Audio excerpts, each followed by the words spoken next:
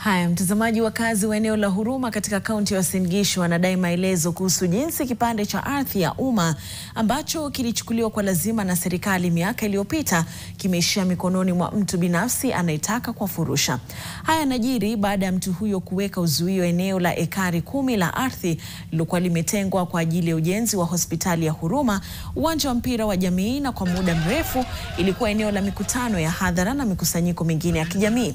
Kulingana na ripoti, serikali ilikuwa imefidia zaidi ya milioni 7 kwa shamba hilo kufuatia agizo la mahakama wakati wa ununuzi huo.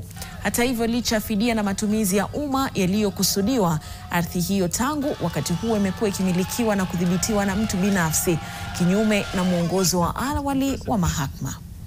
Party ni Sisiwa, family ya Sisiwa, 2 billion as the amount payable as a compensation for compulsory acquisition of land in 1978. Tunataka watu supply document ya kwamba tunataka tujue entry number 1 alikuwa nani, number 2 alikuwa nani, 3 ni nani, ndio aliwafanyia transfer tujue ni nani.